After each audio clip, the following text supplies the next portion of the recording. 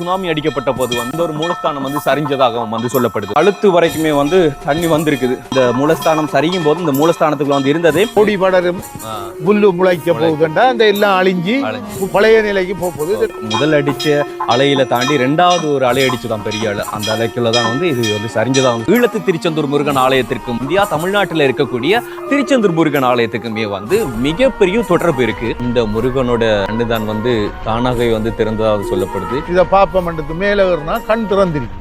அதெல்லாம் அவன் செயலாம். நீ அதை பற்றி யோசியாத, அவனே திறந்திருக்கான். இந்த சமாதியில் இருக்கக்கூடிய ஓங்கார சுவாமிக்கு தான் கனவுல இந்த இடத்தை பற்றின ரகசியங்கள் சொல்லப்பட்டிருக்கு. சுனாமி என்ற அடையாளமே ஒரு இடமும் இல்லை. ஆனா அது மட்டும் இன்றைக்கு யாரு வந்தாலும் சுனாமியால தான் இப்படி வந்தது. குறிப்பிட்ட சில வருடங்களுக்கு முன்பதாக 1965ஆம் ஆண்டு பிப்ரவரி மாதம் சிவன்ராத்திரி தினம் அன்றைக்கு தமிழ்நாட்டில் இருக்கக்கூடிய திருச்செந்தூர் முருகன் ஆலயத்துல ஒவ்வொரு செவ்வாய்க்கிழமையும் முருகனோட மூலஸ்தானத்துக்குள்ள போயிட்டு நம்ம பூ போட முடியும்.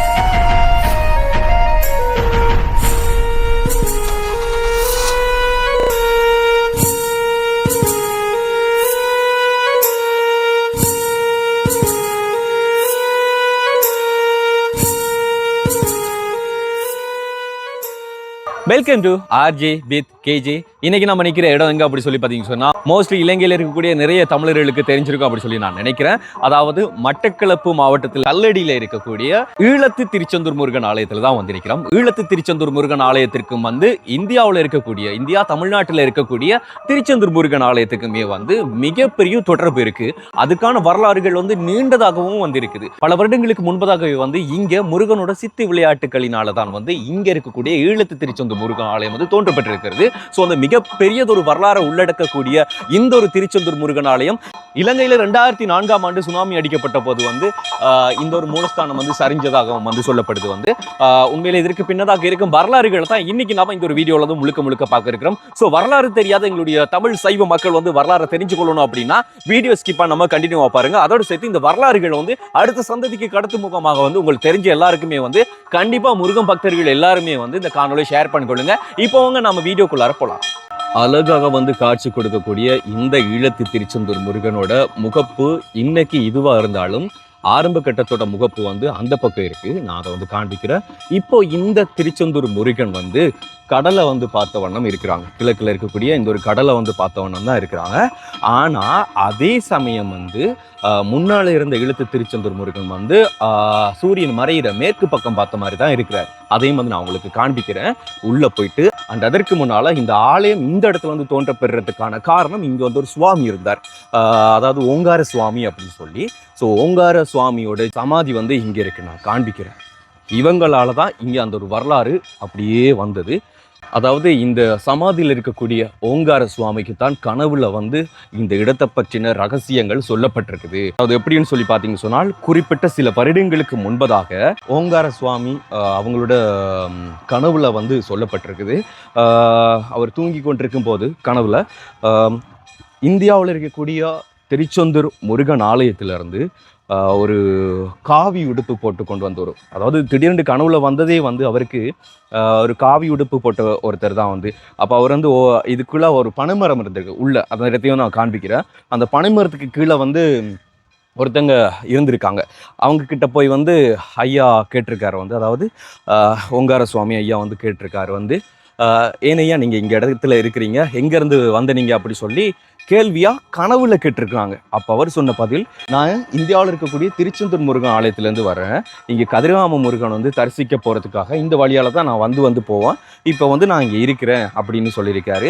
அதோட போக எனக்காக இங்கே ஒரு கொட்டில் ஒன்று போட்டு வச்சிங்கன்னு சொன்னால் நான் தங்கி இருந்து போகிறதுக்கு எனக்கு அது கொஞ்சம் சுகமாக இருக்கும். நான் கொஞ்சம் இளைப்பாரிட்டு இங்கேருந்து போவேன் அப்படி சொல்லியிருக்காரு. சொல்லி முடிஞ்சவங்க சடன் ஓங்கார சுவாமி அவங்க கண்முழிச்சு பார்த்துருக்காங்க. அது அவங்களுக்கு உண்மையாகவே நடந்த மாதிரி ஒரு சம்பவமாக இருந்திருக்கு.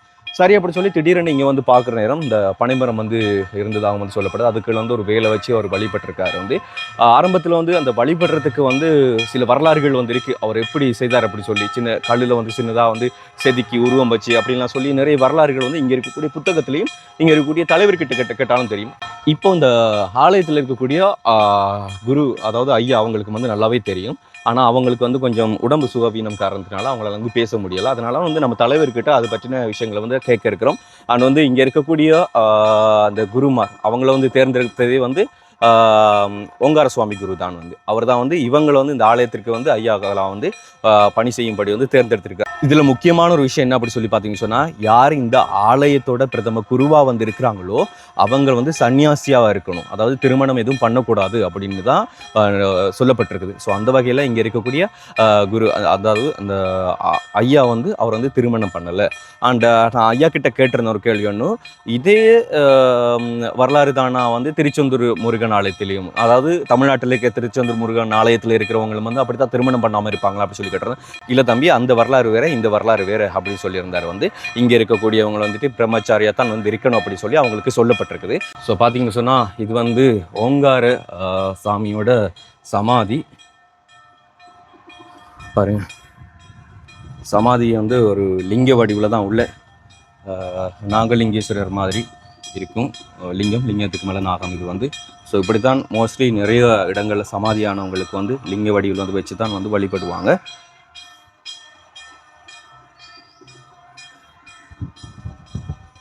ஓங்கார சுவாமியால் தான் வந்து இந்த ஆலயம் தோன்ற பெற்றிருக்கிறது.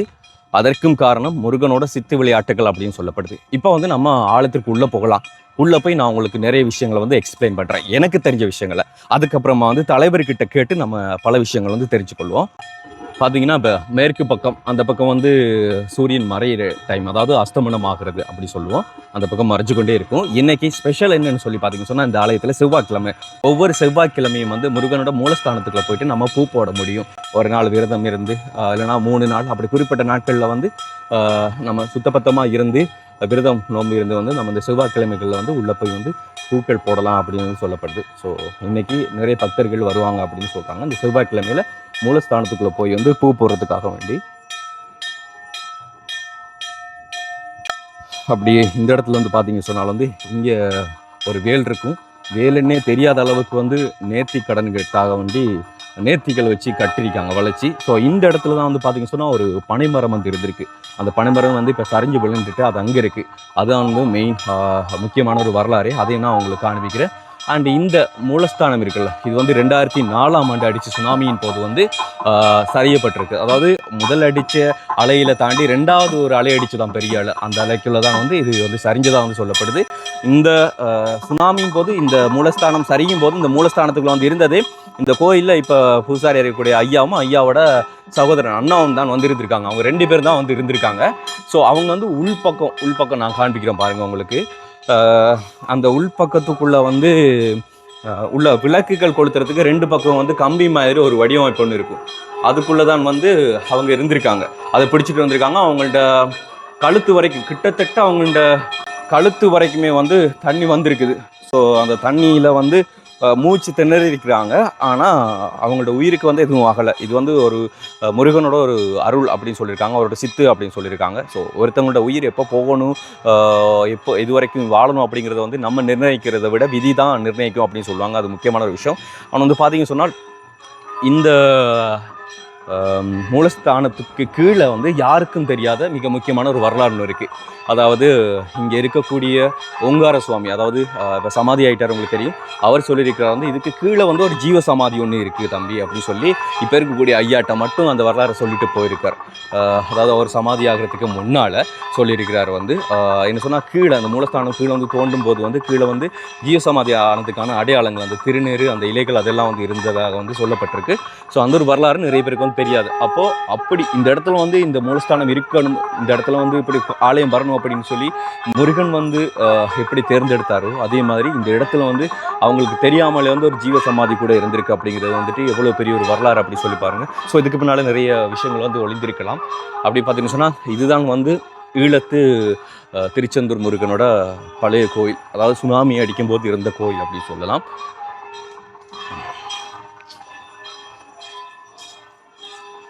அப்படி வந்து நான் உங்களுக்கு இன்னொரு முக்கியமான விஷயத்தை காண்பிக்கிறேன். நான் சொல்லியிருந்த பனைமரமும் இந்த பனைமரம் தான். இந்த பனைமரத்துக்கு கீழே தான் வேல் வச்சு வழிபட்டிருக்காங்க. இது விழுந்ததுக்கு அப்புறமா இதை பத்திரப்படுத்தி அப்படியே இந்த இடத்துல வந்து வச்சுருக்காங்க பாருங்கள் பனைமரத்தை. இன்னொரு விஷயம், இங்கே ஒரு முருகன் இருக்குல்ல, நான் அது இடத்துல இருந்து காண்பிக்கும் போது எப்படி தெரியும்னு சொல்லி தெரியல. இந்த முருகனுக்கு வந்து இவங்க வரைஞ்சிட்டு ஒரு கண்ணை வச்சுட்டு போனதுக்கு அப்புறமா அந்த இன்னொரு கண் வந்து தானாகவே வந்து திறந்துதான்னு சொல்றாங்க. அதாவது இது வரைஞ்சிட்டு இருக்கும்போது அவங்க ஒரு கண்ணை வரைஞ்சிட்டு வெளியில போயிட்டு வந்து பார்க்கணும்னு அடுத்த கண் வந்து உதிச்சதா அவங்க சொல்றாங்க. ஸோ கண் வந்து தானாகவே திறக்கப்பட்டது இந்த திருச்செந்தூர் முருகன் ஆலயத்துக்கு அப்படி வந்து சொல்றாங்க. இந்த முருகனோட கண்ணு தான் வந்து தானாகவே வந்து திறந்ததாக சொல்லப்படுது. இங்கே இருக்கக்கூடிய இங்கே எல்லாருமே வந்து அதை நேரில் பார்த்துருக்காங்க. ஸோ அந்தளவுக்கு வரலாற்று சிறப்பு மிக்க ஒரு ஆலயம் தாங்க இந்த ஈழத்து திருச்செந்தூர் முருகன் ஆலயம். ஸோ அப்படி பார்த்தீங்கன்னு சொன்னால் பீடங்கள் ஒரு கோயிலை வந்து எடுத்துக்கணும்னு சொன்னால் அதிக விதமான பீடங்கள் வந்திருக்கும். ஆனால் இங்கே வந்து அந்தளவுக்கான பீடங்கள் இல்லை. முருகன் மட்டுமே இங்கே இருக்கிறார். மற்ற இடங்கள் வந்து பீடங்கள் அப்படி வைக்கல. ஸோ அதற்கான வரலாறுகளும் வந்து நிறையவே வந்து இருக்கும்.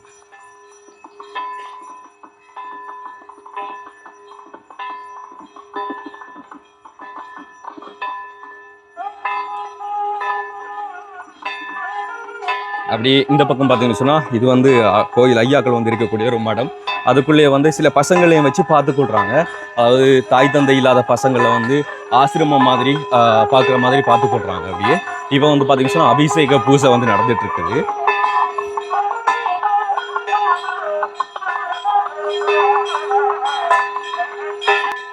இந்த இடத்துல வந்து பார்த்தீங்கன்னு சொன்னால் இந்த இடத்துல பைரவருக்கு வந்து ஒரு பீடம் வச்சிருப்பாங்க. எப்போவுமே வந்து காவல் தெய்வத்திற்கான பீடம் எங்கே பார்த்தாலுமே வந்து இருக்கும். அது ஆலயங்கள் மட்டும் அல்லாமல் மோஸ்ட்லி வந்து இலங்கையில் அதிக அளவான பகுதிகளில் வந்து காவல் தெய்வத்திற்கான பீடங்கள் வந்து தனிமையாக வச்சு வழிபடுவாங்க.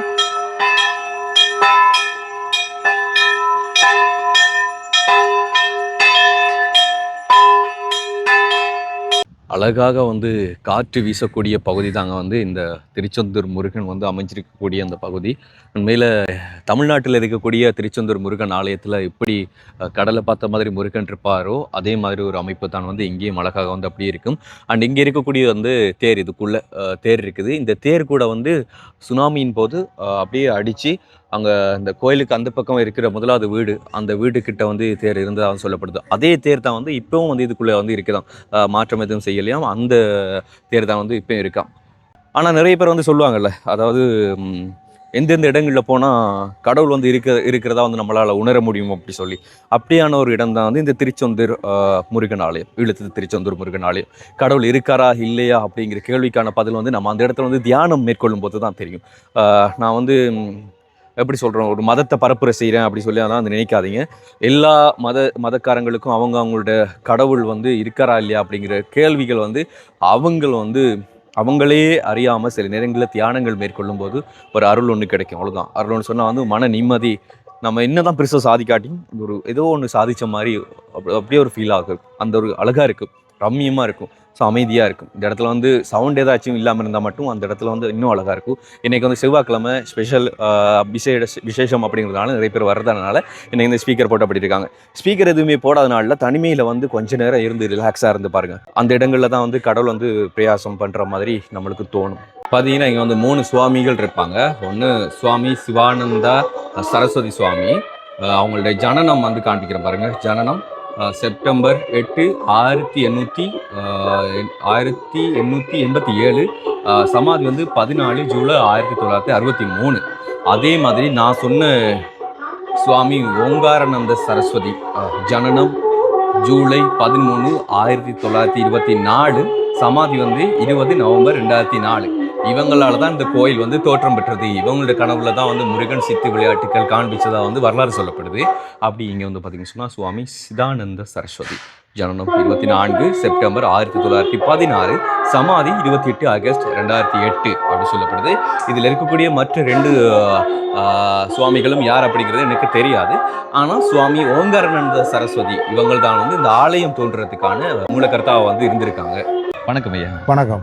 ஓகே ஐயா, யார் அப்படி சொல்லி பார்த்தீங்கன்னு சொன்னால் இப்போ ஆலயத்தோட தலைவராக வந்து இருக்கிறார். அதாவது உண்மையிலே ஓங்கார சுவாமியை நான் காண்பிச்சிருந்தேன். ஓங்கார சுவாமியோட தம்பியோட மகன் சொல்லியிருந்தீங்க. சரிங்க. இப்போ இந்த ஆலயத்தோட வரலாறுகளை நாங்கள் மக்கள்கிட்ட கொண்டு போய் சேர்க்கறத விட எங்களுக்கு தெரிஞ்ச விஷயங்களை விட உங்களுக்கு தான் காலகாலமாக இங்கே இருக்கக்கூடிய உங்களுக்கு தான் தெரியும்.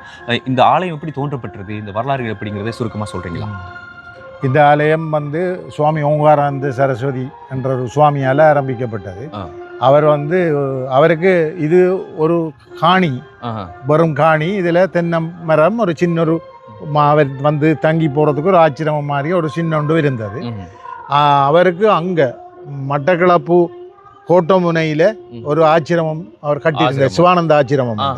அதில் தான் அவர் போய் தங்குறார். பகல் வேளையில் இங்கே வந்து இங்கே வேலையில் பார்த்து போட்டு அங்கே போய் தங்குவார். அப்போ அங்கே ஒரு 1965ஆம் ஆண்டு பிப்ரவரி மாதம் சிவன் ராத்திரி தினம் அன்றைக்கு இவர் படுத்து கொண்டிருக்கக்குள்ள இவருக்கு கனவுல இப்படி இதில் ஒரு பனைமரம் இருந்தது, பழைய கோயிலுக்கு பின்னுக்கு அந்த வேல் குத்திருக்கிறது. அப்போ அந்த பனைமரத்துக்கு கீழே ஒரு காவியோட உடுத்த ஒரு ஆள் இருக்கார்.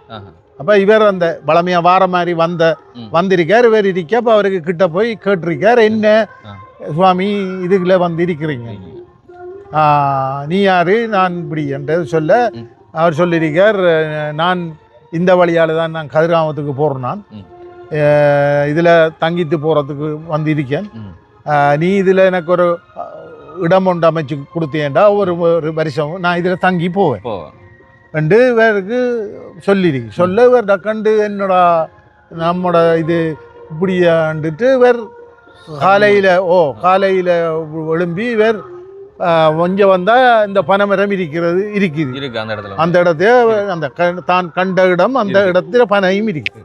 அப்போ இவர் என்னடா போட்டு நீ அவர் கேட்ட இதுக்கு நாம் ஒரு என்னென்ன ஒன்று செய்து கொடுக்கணும் என்று நினைச்சிட்டு இவர் அங்கே போய் ஒரு கருங்கல் ஒன்றை தங்கட அதுக்குள்ள இருந்த ஒரு கருங்கல் எடுத்து கிடந்து சுத்தியல் இதுகளால் அடித்து ஒரு பிள்ளையார் மாதிரி ஒரு உருவத்தை உருவாக்கிட்டு இனி அதுக்கு கற்பூரம் சந்தனக்குச்சி பழம் இதுகளெல்லாம் வாங்கி கொண்டு வந்து இங்கே வந்தால் இதை எங்கடா வைக்கிறன்ற அவருக்கு ஒரு பெரிய இது இங்கே ஒரு இப்போ இங்கே ஒரு இதுவும் இல்லை, கல்லுகளோ இதுவும் இல்லை. பிறகு பேர் இருந்த ஒரு பேக் எடுத்துட்டு கடற்கரை வழியை திரிஞ்சு ஒரு கொஞ்சம் இந்த கடற்கரை இருக்க அந்த சல்லி கல்லுகளை புறக்கி கொண்டு வந்து ஒரு சின்ன பீடம் மாதிரி அமைச்சு அதில் வேறு அந்த இதை வச்சு இந்த கொண்டு வந்த பொருட்களால் அபிஷேகம் எல்லாம் பண்ணி மந்திரம் எல்லாம் சொல்லி அதை வச்சு பிரதிஷ்டை பண்ணியிருக்காரு. அவரே பிரதிஷ்டை பண்ணி போட்டு போயிட்டார். போய் கும்பிட்டுட்டு அவர் வளமையாக போகிற மாதிரி போயிட்டார். போயிட்டு வேறு நீ ஆலயம் அமைக்கிறேன்டா சும்மா வேலை இல்லை தானே, அப்போ இப்படி இருக்கக்குள்ள வேறுக்கு ஒரு வருஷம் அப்படி இதில் அப்போ ஆக்கள் எல்லாம் வந்து பூ வைக்கிறது போடுறது இதை வழிபடுறது. அப்போ இப்படி இருக்க வேற ஒரு என்ன செய்வோம்ன்ற ஒரு ஓலை குடியில் ஒன்றை முன்னுக்கு அமைச்சு அதில் ஒரு வேலொண்டு வைப்போம், ஆனால் முருகன் தானே, அப்போ வேலொண்டு வைப்போம்ட்டு வேறு பிறகு ஒரு வேலொண்டை செய்து இருக்கிற நேரம் இந்த சுத்தானந்த பாரதியார் இங்கே வார ஒரு நேரம் அப்போ அவர் வந்து அந்த வேலை இதில் பிரதிஷ்டை பண்ணினவர், வேலை வச்சு பிரதிஷ்டை பண்ணி யாகம் எல்லாம் செய்து பிரதிஷ்டை பண்ணின பிறகு அந்த கோயில் வளமையாக வாக்கள் எல்லாம் பூ வைக்கிறது, வேறு பூசை ஒவ்வொரு நாளும் வந்து காலையில் பூஜை பண்ணி எல்லாம் செய்துட்டு போகிறது. இப்படி இது நடந்து கொண்டிருக்க கூட இந்த சூழலில் உள்ள இந்த திணைக்களை பெரியாக்கள் அவங்க எல்லாம் இங்கே வாரது சாமியோட நல்லா அவர் வந்து போகிற நேரம் எல்லாம் அவங்க காய்க்கிறப்ப இப்போ இப்படி ஒன்று அவர் இதை சொல்ல நாம் ஒரு ஆலயம் அமைப்போமே அவங்களெல்லாம் தீர்மானித்தோம். பழைய இந்த என்ஜினியர் மேலே அவங்களெல்லாம் நாம் ஒரு ஆலயம் உண்டா இதில் அமைப்போம் சுவாமி, அதுக்குரிய இதுகளை செய்வோம் என்று சொல்லித்தான் அந்த ஆலயம் உண்மையாக அமைக்கப்பட்டது. அமைக்கப்பட்டு அதுக்கு மூலஸ்தானம் அந்த அர்த்த மண்டபம் எல்லாம் மண்டபங்களும் போட்டு கொடி தம்பம் எல்லாம் செய்து பழமையாக பூஜை எல்லாம் நடந்து 3 நேர பூஜை நடக்கிறது. பிறகு அவர் திருவிழா நடக்கிறது எல்லாம். பிறகு அவர் ஆச்சிரமம் கட்டி இதை ஒரு இதாயிட்டு பெரிய ஆலயமாக ஆயிட்டு. பிறகு அவர் ஆசைக்கு ஒரு தேர் ஒன்று செய்யணும் என்ற ஒரு ஆசை. அந்த தேர் இந்த இருக்கிறது. அந்த தேர் அவர் ஆசைக்கு அவருக்கு ஒரு முருகனுக்கு ஒரு தேர் ஒன்று உருவாக்கணும் என்ற சிற்ப தேர் ஒன்றை இந்த ஆலயத்துக்கு உருவாக்குவார். அந்த பழைய கோயிலுக்கு அந்த முன்னால் இருக்கிற அந்த போட் மாநகர சபையில் பெயிண்டராக இருந்த செல்வம் உண்டு, அவர்கிட்ட கொடுத்தான் இப்படி அந்த திருச்செந்தூர் படத்தோட முருகனை கீறணும்னு சொல்லி அவரை கொடுத்து கீற வச்சவர். அப்போ அவர் அந்த படத்தை கீறி போட்டு அவர் சாப்பாட்டுக்கு இறங்கி போயிட்டார். அப்போ முருகனுக்கு இனி கண் வைக்கிற வேலை தான் அதில் இருந்தது. படம் எல்லாம் கீறி முருகன் எல்லாம் கீறிட்டார், கண் வைக்கும்.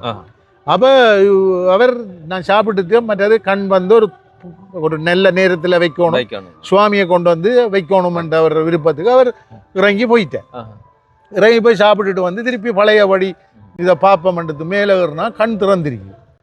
ரெண்டு கண்ணுமே ரெண்டு கண்ணும் திறந்த ஆறு வச்சண்டே தெரியாது திறந்திரி. அப்போ இவருக்கு என்ன செய்கிறன்னு தெரியா ஓடி போய் சாமி இங்கே வாங்க, இப்படி நான் உங்களை கொண்டு சிறக்கணுமென்று தான் இப்படி செய்திருந்தா நான் இந்த அதிரபாட்டுக்கு திறந்திருக்கேன். அதெல்லாம் அவன்கிட்ட செய்யலாம், நீ அதை பற்றி யோசியாத, அவனே திறந்திருக்கான், அவனுக்கு தேவைக்காக அவன் திறந்திருக்கான், மக்களை பார்த்து திரிக்கான். ஆக்கள் எல்லாம் வந்தால் கேட்பாங்களே இதை ஏன் மேற்கில் நீங்கள் கட்டினண்டு.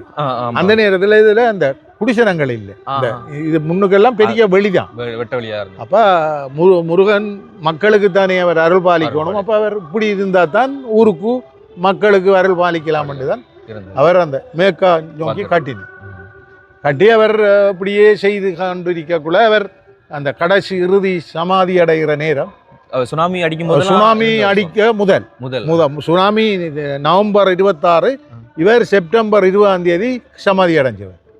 சுனாமி அடிக்கிறது ஒரு மாதத்துக்கு முதல். அப்ப அவர் அந்த நேரம் கொஞ்சம் தளர்ந்துட்டார்.